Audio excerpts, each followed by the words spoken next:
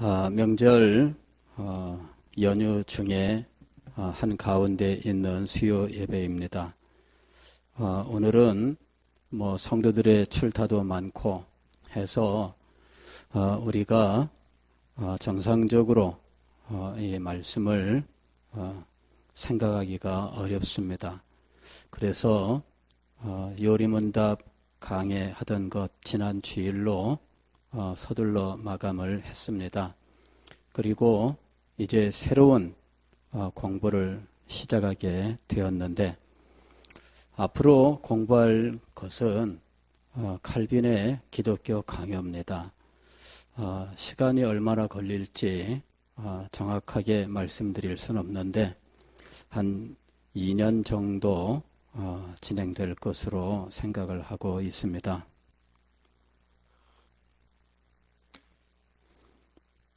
칼빈의 기독교 강요가 권수로는 모두 4권으로 분리가 되어 있고 그 다음에 장수로는 모두 80장으로 되어 있습니다.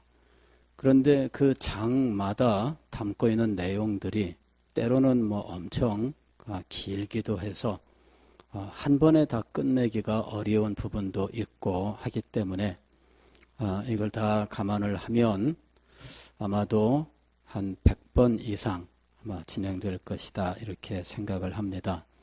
앞으로 이 기독교 강요, 이 강해가 잘 진행될 수 있도록 위해서 기도해 주시기를 바라고, 이 공부에 참여하는 분들은 그 동안에는 아프지도 말고 일도 생기지 말고 또 죽지도 말고 그런 놀라운 은혜가 임할 수 있기를 바랍니다. 중간에 이 공부를 빠지는 거, 이걸 제일 두려워하면서 정말 기도하면서 이 공부에 참여하면 주님께서 놀라운 진리의 세계를 우리에게 또 보여줄 것으로 믿습니다. 칼빈이라고 하는 분은 우리가 흔히 알기로 우리 장로교의 출발이 되는 분이다 이렇게 알고 있습니다. 왜냐하면은 이 장로 제도에 대해서 이분이 기독교 강요에서 가르쳤고, 이 가르침을 따라서 스코틀랜드의 존 녹스가 스코틀랜드 종교 개혁을 완성했을 때, 그때 장로교라고 하는 이 제도를 정식으로 스코틀랜드에 도입을 해서 국교로 삼았고, 그 후로 장로교라고 하는 이 제도가 이제 전 세계적으로 퍼져나갈 수 있게 된 겁니다. 그리고 이 장로교가 미국을 거쳐서 우리나라에 전달이 되었는데, 우리나라에서는 이 장로교 제도가 기독교 전체 개신교의 전체 개신교에서 가장 큰 부분을 차지하고 있습니다. 그리고 지금은 장로교가 아니라도 어느 교단이든지 다 장로를 두고 있는 상황이에요. 이거는 우리나라만의 특징입니다. 우리나라는 하여튼 어딘가 잘 된다 하면은 벤치마킹을 해서 다 가져오는 아주 능력이 탁월합니다. 그래서 침례교도, 감리교도, 성결교도 다 장로를 두고 있어요. 그럴 정도로 우리나라에서는 장로교의 이 위치가 아주 높고 또 많은 영향을 미쳤던 겁니다. 그런데 그 제도와 무엇보다도 그 신학과 사상, 이것의 출발이 바로 칼빈에게 있고, 그리고 칼빈은 그의 모든 사상들이 기독교 강요에 그대로 담겨 있는 것으로 평가를 받고 있습니다. 그래서 장로 교인들이 기독교 강요를 공부하는 것은 자기들의 뿌리를 아는 아주 중요한 공부인데, 실상은 이 기독교 강요가 우리에게서 굉장히 멀리 떨어져 있습니다. 저만 하더라도 기독교 강요 타이틀을 가지고 성도 여러분들과 같이 공부를 한 것이 그동안에 2009년에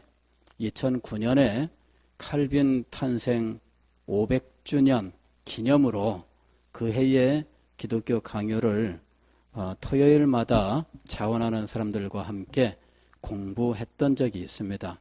그렇지만 교회 전체적으로는 이 공부를 해본 적이 없습니다. 이번에 처음으로 공부를 하게 되었는데 앞으로 이 공부에 주님께서 놀라운 은혜를 주시고 또 축복해 주시기를 간절히 바랍니다. 칼빈은 1509년 프랑스 파리에서 한 100여 마일 올라가는 곳에 있는 이 누아용이라고 하는 자그마한 도시에서 탄생하게 되었는데 그 도시에는 주교자 성당이 있는 종교적으로는 그 지역에서 상당히 중심되는 위치에 있는 곳이었어요. 아버지는 자수성가한 사람이었는데 이 사람은 굉장히 성취에 대한 아주 열망이 있는 분이었습니다. 그래서 조상들은 이 자그마한 이 시골에서 그저 강과 연관된 어떤 직업을 가진 것으로 보이는데 분명하게 알지는 못합니다. 다만 이 강에 왜 이 줄을 설치하고 그 다음에 이 뜨는 그 널판 소위 말하면은 이 배 모양은 아닌데 큰 널판지 같은 이런 판 그것을 물 위에 띄워놓고 그 줄을 잡아당기면서 강을 이렇게 건네주는 이런 일을 했던 분이 아니냐 이렇게 생각을 하고 있습니다. 그러니까 강에서 하여튼 무엇인가 그 생계를 유지하면서 살던 분들인데 칼빈의 아버지가 도시로 나와서 도시에서 열심히 노력을 해서 이분이 글도 깨우치고 그 다음에 주교 집에서 또 인정을 받으면서 서기 일도 하면서 상당히 성공한 케이스가 됩니다. 그리고 이제 칼빈의 어머니는 당시 한창 떠오르는 새로운 신분, 이 부르조아라고 하는 이 계급의 분이었는데 이분과 결혼을 하면서 신분 상승을 꾀했다 이렇게 이야기합니다. 그래서 칼빈의 아버지는 당대에 성공한 사람이죠. 왜 우리 어떤 목사님은 하나님의 은혜가 얼마나 놀라운지 내가 저 경상도 산골 깡촌에서 태어났는데 오늘날 이렇게 목사가 되어서 여기서 이렇게 하나님을 섬깁니다. 이러는 소리를 들을 때 야, 참 그게 깡촌이 어느 정도 깡촌인지 몰랐어요. 근데 얼마 전에 한번 시간이 있어서 그쪽 동네를 한번 이렇게 가게 되었는데 야, 대단히 깡촌입니다. 얼마나 이 깊숙한 산골인지 그 태백산맥에 내려오는 그 산골짜기에 옛날에는 정말 하루에 버스 한 번 다니는 그러한 깡촌이에요. 대단한 곳입니다. 근데 그런 데서 어떻게 참 이 인물들이 많이 났는지, 그게 하나님의 은혜죠.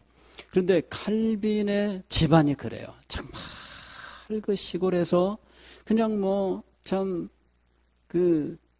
무엇을 하는지도 모르는 그런 집안에서 태어난 한 분이 뜻을 정하고 도시로 나왔는데 이분이 열심히 노력을 해서 글도 깨우치고 계산도 할 줄 알게 되고 그러면서 성당에서 일을 하게 되면서 이분이 또 이 부르주아 계급에 속한 여성과 결혼하면서 상당히 성공한 사람이 되었습니다.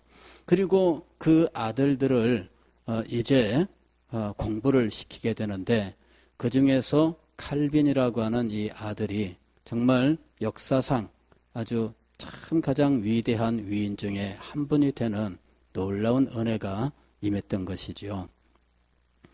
이 칼빈이라고 하는 분에 대해서 우리들이 사실 이름은 많이 알지만 그 생애에 대해서는 자세히 알지를 못합니다.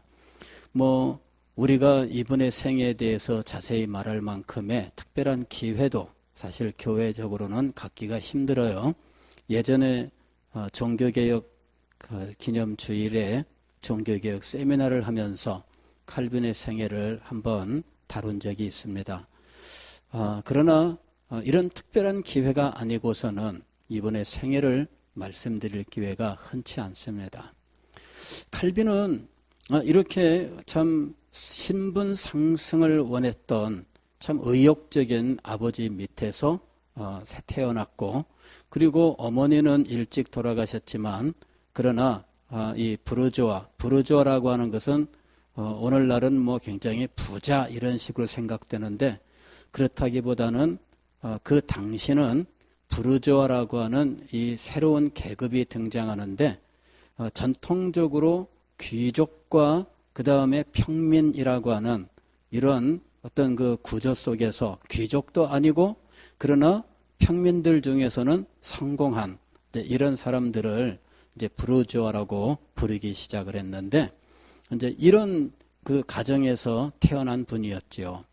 어머니에 대해서는 별로 알려진 바가 많지는 않습니다. 그 정도 이야기밖에는 알려져 있지 않아요. 그러나 어쨌든 칼빈은 아버지가 주교 집안과 가까워서 성장할 때에는 주교 집안의 어린이들과 함께 성장을 하였고, 그래서 귀족들의 예의 범절 이런 것들이 그의 말과 행실 속에 녹아 있었다. 그래서 이분은 상당히 귀족적이었다 이렇게 평가를 합니다. 그리고 이제 14살에 파리로 공부하러 오게 되는데, 그때에도 이 주교 집안의 자제들과 함께 이 공부를 하러 파리로 오게 됩니다. 그리고 파리에서 이제 이분이 파리 대학을 다니게 되었는데, 신학을 공부해서 장차 성직자가 될 상황에 있었습니다. 그런데 이분의 생애 속에 몇 가지 전환점이 있고, 그 전환점이 실상은 하나님께서 종교개혁을 위하여 쓰시려는 이 섭리 속에서 이루어진 일이었다라고 보게 되는 겁니다. 그분의 생애 속에서 전환점이 있어요. 그 첫 번째 전환점은 신학을 전공했는데, 전공하고 나서 이분이 법학으로 전공을 바꾸게 되는 일이 일어납니다. 그때쯤 아버지의 상황이 바뀌었어요. 아버지가 그 이전까지는 주교 가문과 좋은 관계에 있었고, 그래서 앞으로 칼빈이 이제 그 주교 가문의 배후, 즉 후광 속에서 성직자가 되면은 앞으로 계속 승진하면서 성공할 수 있는 가능성이 있었는데, 그 집안과 불화를 하게 됩니다. 그리고 성당 그 운영위원회와 이제 또한 이 충돌을 하게 되면서 나중에 이 칼빈의 아버지는 그의 형과 함께 이 파문을 당하게 돼요. 그래서 아버지가 이 모든 사실을 두고 칼빈이 성직자가 되면 그 앞길이 전혀 소망이 없다 판단을 하고, 너는 이제부터 법률 공부를 해라 해서 칼빈이 법률 공부를 시작하게 되는데, 파리를 떠나서 오를레앙이라고 하는 곳으로 가게 됩니다. 그래 오를레앙 대학에 가서 법학 공부를 하게 되는데, 오를레앙에서 칼빈이 이제 종교개혁 사상으로 전향하게 되었다라고 생각을 합니다. 칼빈의 생애 속에서 언제 종교개혁 사상을 받아들였는지는 아무도 아는 바가 없어요. 그의 전기에서 이렇게 저렇게 이야기하는데 일치하는 내용이 없습니다. 그래서 파리에 있을 때 전향했다, 오를레앙에 있을 때 전향했다, 뭐 여러 가지 견해들이 있어요. 오를레앙에서는 칼빈이 설교하면서 사람들을 돌보기도 했다, 이런 전설도 있는데 모두 다 확인된 확실한 사실은 아닙니다. 다만 오를레앙에서 법학 공부를 하면서 아마도 칼빈이 이 종교개혁 사상을 받아들였을 것이다 라고 하는 것이 좀 더 많은 사람이 지지하는 겁니다. 본인은 이런 내용들을 안 밝혀요. 왜냐하면은 칼빈 자신이 자기를 드러내는 것을 싫어했어요. 왜냐하면은 하나님의 영광이 드러나야지 자기가 드러나는 것은 옳지 않다라고 하는 분명한 어떤 소신을 가지고 있었어요. 그래서 그는 말씀을 전하든 어떻게 하든 자기에 대한 이야기는 거의 하지 않습니다. 그저 자기의 어떤 회심에 대해서 짐작하게 하는 이런 글이 시편 주석 서문에 실려 있는데, 자기가 교황주의에 미신에 빠져 있다가 갑작스럽게 하나님의 부르심을 받게 되었다라고 하는 짧은 언급만 있을 뿐이에요. 그래서 칼빈이 교황이라고 하는 이 교황제의 이 주의의 그 미신 속에 깊이 빠져 있었고, 그 속에서 자기가 벗어날 것이라고는 꿈에도 상상하지 못했어요. 그랬는데 어느 날 갑작스러운 하나님의 은혜로서 그가 이 가톨릭 교황주의를 버리고 이제 종교개혁 사상을 갖게 되었는데, 이것을 갑작스러운 회심이라고 이야기를 합니다. 그런데 이때 칼빈이 예수 그리스도를 자신의 구주로 영접하는, 문자 그대로 우리가 오늘날 구원론에서 말하는 회심을 경험한 것인지에 대해서는 우리가 정확하게 말할 수 없습니다. 즉, 종교개혁 사상을 받아들인 것과 그가 회심한 것이 동일한 것은 아닌데, 학자들은 종교개혁 사상을 받아들인 이 전향 혹은 개종을 회심으로 표현하는 그런 경향입니다. 그러나 제가 책들을 읽으면서 그것을 회심이라고 부르는 것은 마땅치 않다라는 생각을 했습니다. 그것은 회심이라기보다는 전향이고요. 참된 회심은 하나님의 영광을 대면하고 그리스도의 십자가를 그가 깨달으면서 예수님을 자신의 구주로 영접하면서 하나님의 영광을 참되게 예배하는 자리로 나가게 된 이 변화를 회심이라고 불러야 마땅합니다. 그런 회심이 칼빈에게 분명히 있었던 것입니다. 그의 기독교 강요와 그의 기도를 읽어보게 되면 칼빈만큼 하나님의 영광을 그 앞에서 생생하게 목격하는 사람이 없다라고 말할 수 있을 만큼 하나님의 영광 앞에 있는 칼빈의 모습을 확인할 수가 있습니다. 그의 기도를 보면 살아있어요. 그의 기도는 하나님께서 바로 칼빈 앞에 있는 것 같은 생각이 들어요.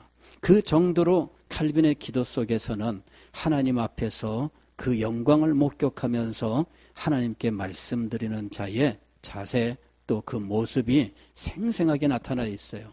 그리고 기독교 강요를 읽어보면 그 문장 사이사이에 하나님께 대한 얼마나 경건한 그의 믿음이 표현되어 있는지 모릅니다. 하나님을 바로 앞에서 목격하지 않으면은 말할 수 없는 그와 같은 아주 생생함이 그의 기독교 강요 속에 표현되어 있는 거예요. 그가 코람데오라고 하는 말을 했을 때, 코람데오는 하나님 앞에서라는 라틴어입니다. 하나님 앞에서라고 하는 것을 많은 사람들이 마치 하나님 앞에 있는 것처럼 이라고 말씀을 하고 있는데, 그렇지 않습니다. 칼빈에게 있어서 코람데오, 즉 하나님 앞에서라는 말은 마치 하나님 앞에 있는 것처럼이 아니라 진짜 하나님 앞에 있는 것이에요. 그게 달라요. 오늘날 우리는 하나님 앞에 있는 것처럼 살아야 된다, 이것이 가령 종교개혁의 정신이다, 이렇게 이야기합니다. 그런데 칼빈에게 있어서는 하나님 앞에 있는 것처럼이 아니에요. 이거는 하나님 앞에 있지도 않는데 하나님 앞에 있는 것 같이 이렇게 하라는 같은 이런 의미가 있습니다. 그래서 칼빈의 생애를 보면서, 그의 글을 보면서 저는 칼빈은 마치 하나님 앞에 있는 것처럼 살았던 사람이 아니라 그냥 하나님 앞에서 살았던 사람이다 라는 사실을 분명하게 느낄 수가 있었어요. 하나님 앞에 있던 사람이에요. 미국 칼빈 대학에 가면은 그 대학 학교 휘장이 있는데, 그 휘장에 라틴어로 이렇게 말이 기록되어 있다고 합니다. 나의 심장을 드리나이다, 즉시 그리고 신실하게. 나의 심장을 드리나이다, 즉시 그리고 신실하게. 그 말은 어디서 온 말이냐면은 칼빈의 말입니다. 칼빈의 말인데, 칼빈이 제2차 제네바 사역을 하기로 승낙했을 때, 즉 칼빈이 1차로 제네바에서 사역을 하면서 2년 만에 제네바에서 이제 해고를 당하게 돼요. 그리고 이 칼빈의 선배가 되는 파렐과 칼빈 두 사람이 제네바에서 추방을 당하게 되는데, 칼빈이 스트라스부르에 가서 이제 3년 동안 지내게 됩니다. 그리고 그 3년 사이에 제네바의 종교개혁자들의 상황이 바뀌게 돼요. 그러면서 개혁자들이 위기를 느끼게 되는 어떤 상황이 오게 됩니다. 그래서 이 위기를 극복할 수 있기 위하여 칼빈이 이곳에 와서 사역을 해야 되겠습니다 하고, 칼빈에게 사람을 보내어 이곳에 와서 다시 사역을 해 주십시오라고 부탁을 하게 되었는데, 칼빈이 이런 지하에 거부를 해요. 너희들이 나를 쫓아낼 때는 언제고, 나는 이제 이곳, 지금 현재 있는 곳, 이 스트라스부르라고 하는 곳이었는데, 그곳에 있으면서 칼빈은 이제 안정된 목회의 길로 들어서게 되었어요. 결혼도 했고 여러 가지로 이제 재미있는 상황이었습니다. 그런데 제네바로 다시 가서 고생하고 싶지 않았거든요. 그런데 이 제네바시에서 파렐에게 사람을 보내어 칼빈을 좀 설득해달라. 이래서 파렐이 칼빈을 설득하고 또 설득을 합니다. 결국 마침내 칼빈이 파렐의 설득에 그만 설복을 당하고, 이제 내가 제네바로 가서 사역을 하겠습니다 라고 하는 이 편지를 파렐에게 보내게 되는데, 그 편지 중에 바로 이 말이 들어있는 거예요. 나의 심장을 드리나이다 즉시 그리고 신실하게. 이게 무슨 말이냐면은, 앞으로 자기가 제네바에 가서 사역을 할 때 내가 이 하나님 앞에 이 심장을 드리고 하나님께서 주신 이 일을 위해 내가 내 심장을 바쳐서 즉시 신실하게 이 사명을 감당하겠습니다 라고 하는 그의 각오, 그의 결심을 표현하고 있는 거예요. 그러니까 칼빈은 철저하게 하나님 앞에 있었어요. 하나님의 영광을 보고 하나님을 두려워하는 이 마음을 가지고 있었어요. 칼빈은 하나님을 두려워하는 마음이 누구보다 아주 강력했던 인물입니다. 처음에 그가 기독교 강요를 출판하고 유명한 사람이 되었는데, 이분이 이제 이 스트라스부르라고 하는 프랑스 북부, 독일, 그 당시 이 프랑스 북부 독일 국경 지대에 있는 곳이에요. 이제 그곳으로 이제 가려고 했어요. 그랬는데 그만 제네바에 들렀을 때 파렐이 이 칼빈을 찾아와서 이곳에서 나와 같이 사역합시다라고 이제 청하는데, 칼빈이 이런저에 거절을 해요. 나는 오늘 밤에 여기서 머물고 하룻밤 자면 나는 바로 떠나서 이제 스트라스부르를 향해서 갈 건데 이 어림도 없습니다. 뭐 이렇게 된 거죠. 그랬는데 파렐이 이 하나님의 이름으로 이 칼빈을 저주했어요. 이곳에서 함께 사역하지 아니하면 하나님께서 당신을 저주하기를 바랍니다. 그때 칼빈이 하나님의 저주를 무서워하여 그곳에 머물렀다, 이렇게 이야기를 해요. 그러니까 칼빈은 하나님을 가장 두려워하는 사람이었어요. 하나님께서 진노하시고 하나님께서 미워하시는 일을 너무나 두려워했던 인물이에요. 그래서 파렐이 하나님이 저주하시기를 원하노라 할 때 칼빈이 두려워하여 굴복했다라고 이야기를 해요. 그러니까 칼빈에게 있어서 하나님을 두려워해야 할 분으로, 그 영광을 너무나 크고 너무나 위대하신 분으로 인식하고 있었던 거예요. 그것은 그가 회심할 때의 체험과 직결되어 있는 것이라고 생각을 해요. 그의 회심에 대한 묘사를 보면은 하나님의 하나님을 두려워하는, 하나님의 영광을 두려워하는 이와 같은 모습으로 자신의 회심을 표현해요. 그러니까 그의 회심 체험이라고 하는 것은 하나님의 영광을 대면하는 체험과 연관되어 있었던 거예요. 그리고 이때 이 체험이 그의 평생을 주장하고 있는 겁니다. 하나님을 두려워함으로. 이때 이 두려워함은 공포심이 아니라 하나님께 대한 진정한 경외심을 말하는 거예요. 그 경외심을 가지고 평생 동안을 살게 되었는데 이러한 칼빈의 생애를 하나님께서는 섭리 속에서 인도하고 계셨던 거예요. 법학 공부를 시키면서 로마 교회와 신학적으로 단절하게 하셨어요. 그가 파리 대학을 나오고 신학부를 나오고 그리하여 계속적으로 신학적으로 갔더라면 종교 개혁자가 될 수 없었을 거예요.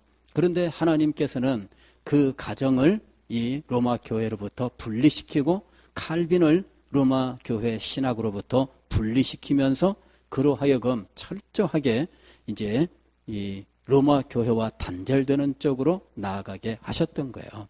그러면서 법학을 공부하고 자유로운 학문을 접하게 되면서 비로소 그는 종교개혁 사상을 자기 마음속에 받아들이게 되었던 거죠.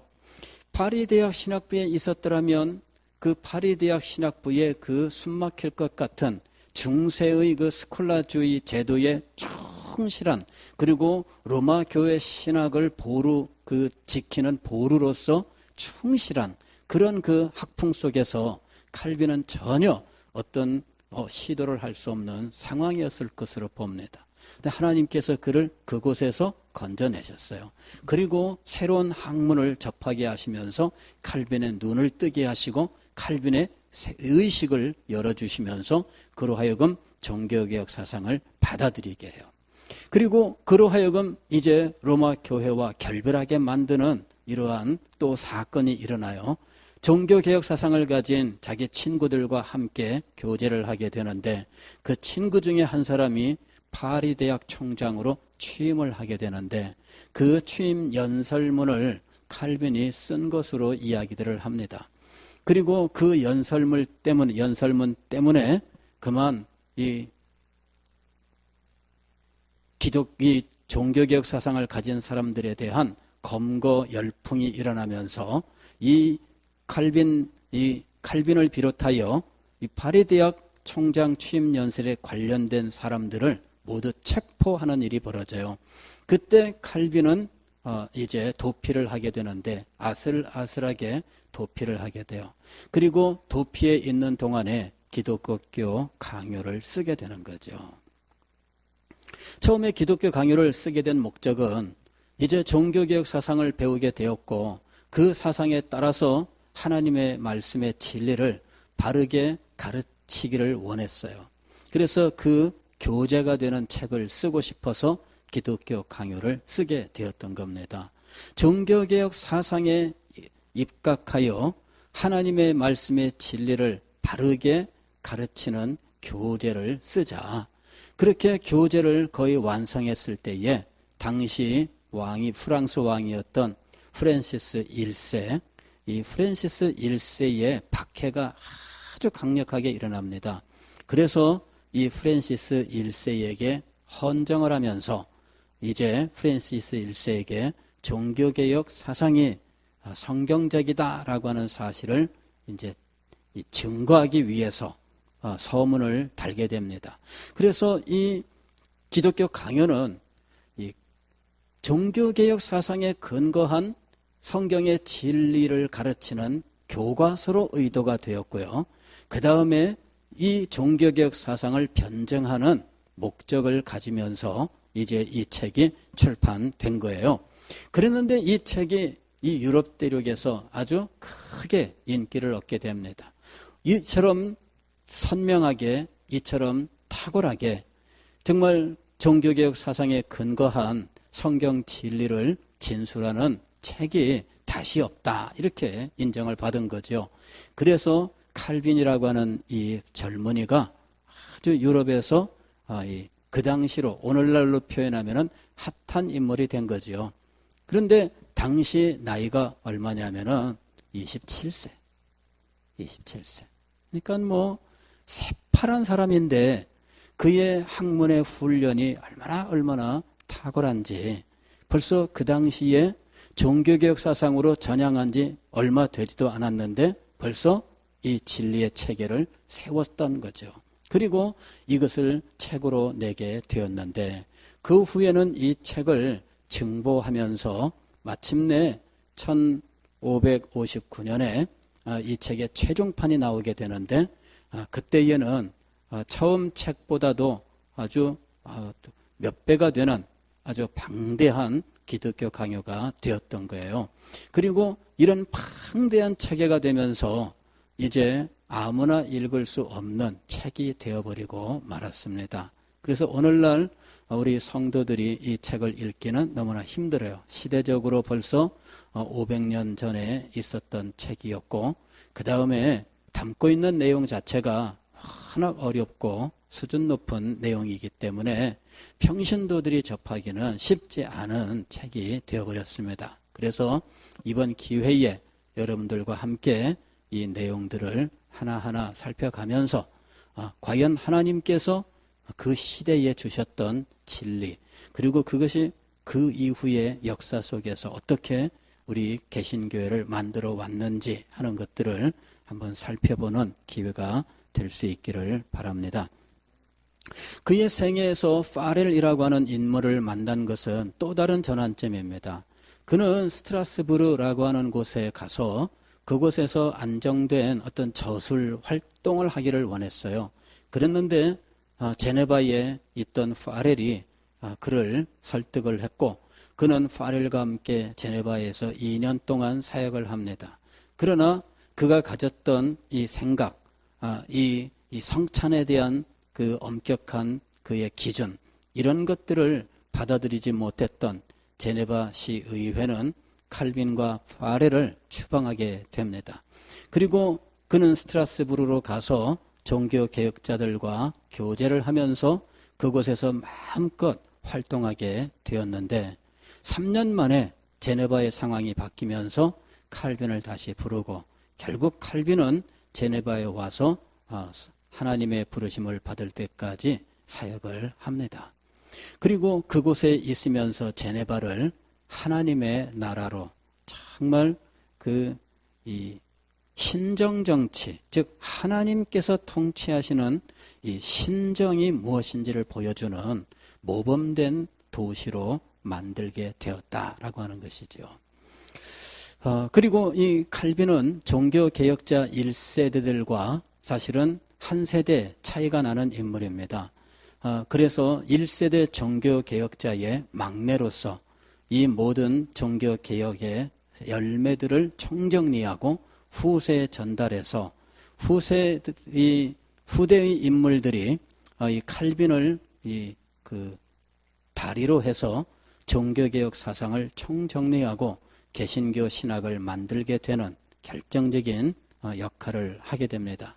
그리고 칼빈이 종교개혁자들 1세대들이 다 하나님의 부르심을 받고 홀로 남은 인물이 되었을 때 유럽 전역의 인물들에게 그는 종교개혁 사상을 가르치고 후원하고 하는 중요한 역할을 감당하다가 하나님의 부름을 받습니다. 그가 하나님의 부름을 받을 때에는 무덤을 만들지 말라고 얘기를 해요. 왜냐하면 자기의 삶을 이 세상에 남겨서 자기를 드러낼 필요가 없다고 믿었던 거예요.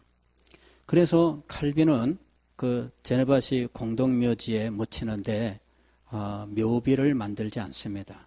그냥 이름 없이 그저 이 공동묘지에 묻히게 되는데 후에는 칼빈이 묻혔던 이 자리를 이제 잃어버리게 됩니다. 왜냐하면은 자연적인 이런 산사태 뭐 이런 것들에 의해서 공동묘지가 일부 유실이 돼요.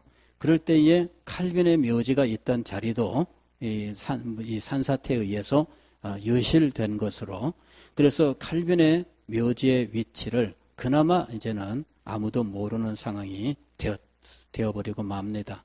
오늘날 제네바시의 그 묘지에 칼빈의 묘가 있습니다. 그리고 칼빈의 묘지에 이제 비석도 있는데 그것은 가짜라고 이야기합니다. 진짜가 아니라 가짜다. 거기에 J, C 이렇게 이제 약자로 비석을 세워놨는데 그것은 칼빈을 존경한 어떤 사람이 그 묘지를 만들어서 비석을 세웠다고 하는데 참 칼빈을 존경한다면 칼빈이 말했던 대로 비석도 세우지 않는 것이 아마 그에 대한 더 존경의 마음을 표현하는 것이 아닐까 생각을 하는데 어떤 사람은 또 그리 생각하지 않았던 모양입니다. 그래서 이 비석을 만들고 묘지를 만들었는데 그것은 진짜 묘지는 아닌 거예요. 칼빈은 철저하게 자기를 숨기기를 원했어요. 자기가 어떤 인물인지, 자기가 어떻게 했는지 이런 것들은 말하고 싶어 하지 않았어요. 그는 오로지 하나님에 대해서 그리고 진리에 대해서만 말하고 싶어 했어요.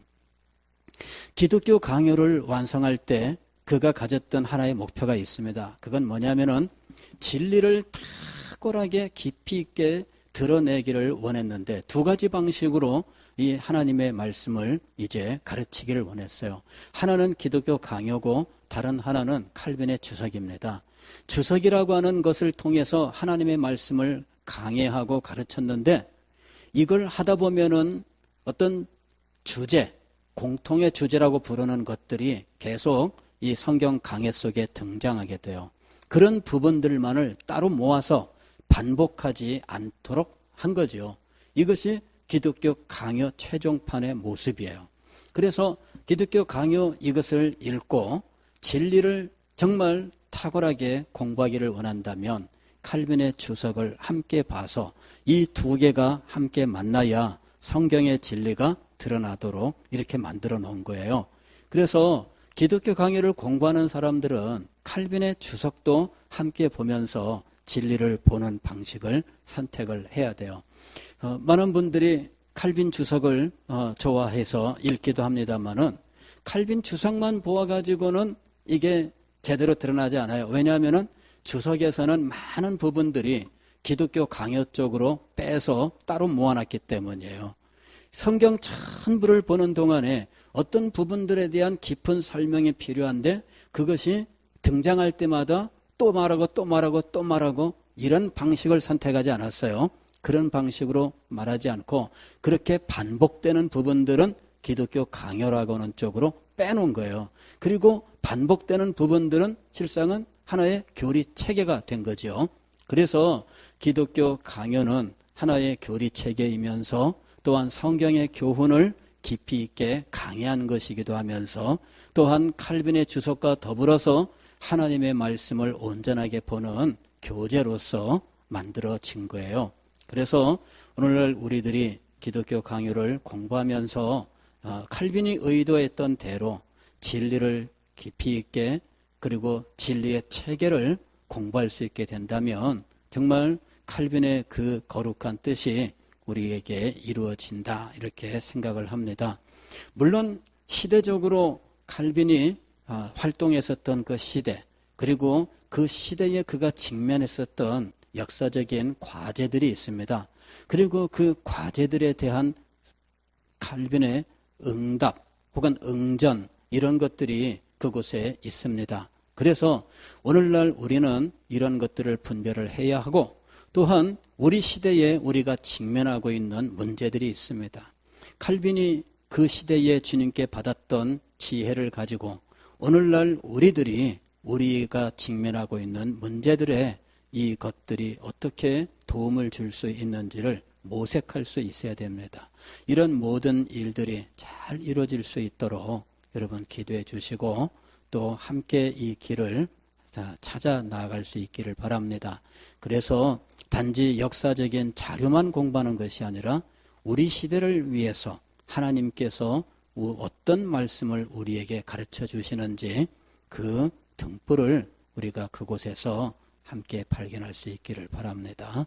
하나님의 은혜로서 진리가 살아있고 이 진리가 언제나 우리의 발에 등이 되며 우리의 길이 빛이 되는 놀라운 역사가 일어나기를 주의 이름으로 축원합니다. 기도하겠습니다.